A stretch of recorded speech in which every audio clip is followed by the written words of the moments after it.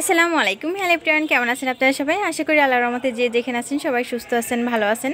আলহামদুলিল্লাহ আমরাও ভালো আছি। অনেক দিন পর আমার বেলকনি বাগানের আরেকটি নতুন ভিডিও নিয়ে চলে আসছে আপনাদের সঙ্গে শেয়ার করতে।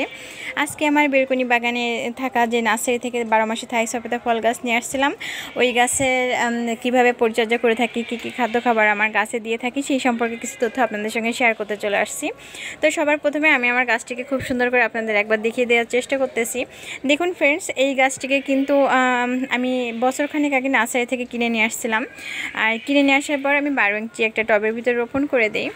আর রোপণের 1 থেকে 2 মাসের ভিতর আমার গাছ ভর্তি, একদম গাছ ভর্তি করে ফল ফুল চলে আসে। আলহামদুলিল্লাহ আমি এই গাছ থেকে অজস্র ফল খেয়েছি।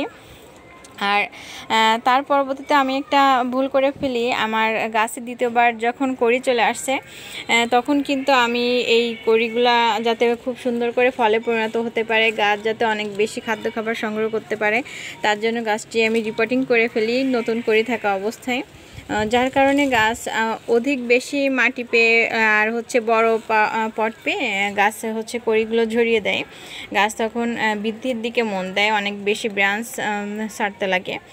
তো আমি তখন না জেনে এই কাজটি করছিলাম। আপনারা এমন কাজ করবেন না, যখন গাছে ফল অথবা ফুল আসবে, ছোটো ছোটো কড়ি হবে, তখন কিন্তু আপনার গাছ কখনোই রিপোর্টিং করতে যাবেন না, তাহলে কিন্তু গাছ ফল ঝরিয়ে দিবে, ফুল ঝরিয়ে দিবে, তখন ওই ফুলগুলো আর ফলে সেট হবে না।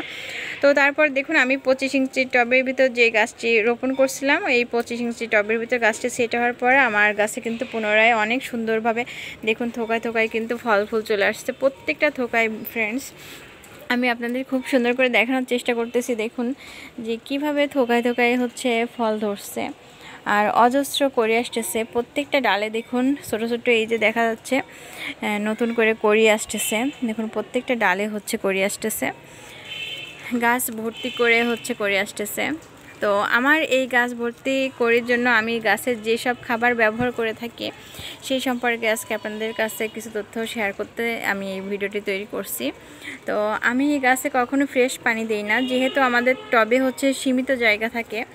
আর এই সীমিত জায়গার ভিতরে আমরা যেটুকু খাবার দিব ওইটুকু খাবারই কিন্তু ওরা গ্রহণ করবে, এর থেকে বেশি কিছু ওরা পাবে না। কারণ আমাদের ডাইরেক্ট কিন্তু মাটিতেই গাছ লাগানো না, যখন আমরা ডাইরেক্ট মাটিতেই গাছ রোপণ করে থাকি তখন কিন্তু গাছ মাটি থেকেই অনেক তার নিজস্ব খাবার গ্রহণ করতে পারে। তো আমরা যেহেতু টবের ভিতরে লাগাই, ওদের যা খাবার প্রয়োজন যেটা আমাদের বুঝে শুনে সেই খাবারই প্রয়োগ করতে হবে গাছের গোড়ায় অথবা পাতায়।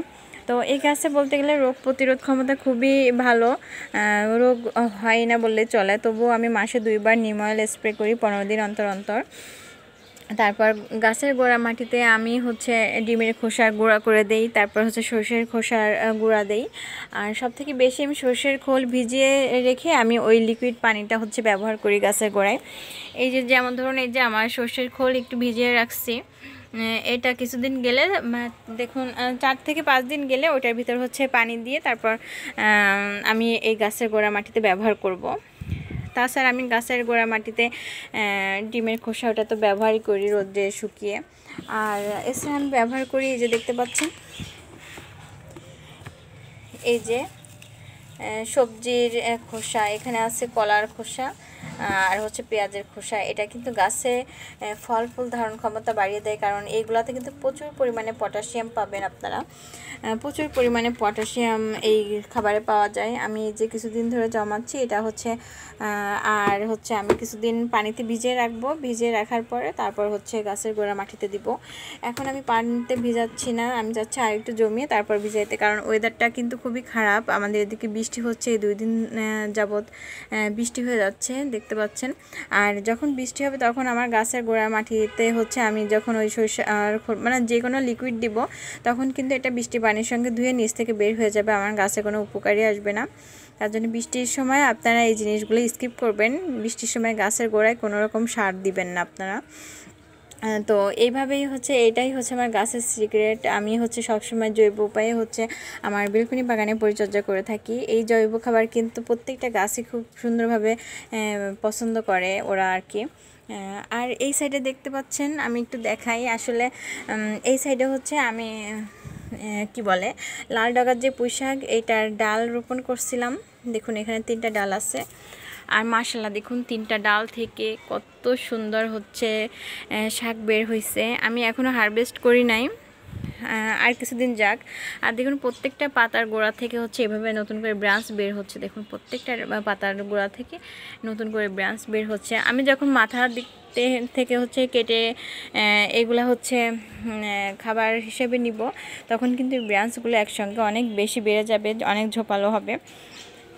তো এই হচ্ছে আমার সফেদা ফল গাছের সিক্রেট খাবার। আপনারা এইভাবে জৈব উপায়ে হচ্ছে গাছের পরিচর্যা করতে পারেন, কোনো রকম রাসায়নিক খাবার দিয়ে।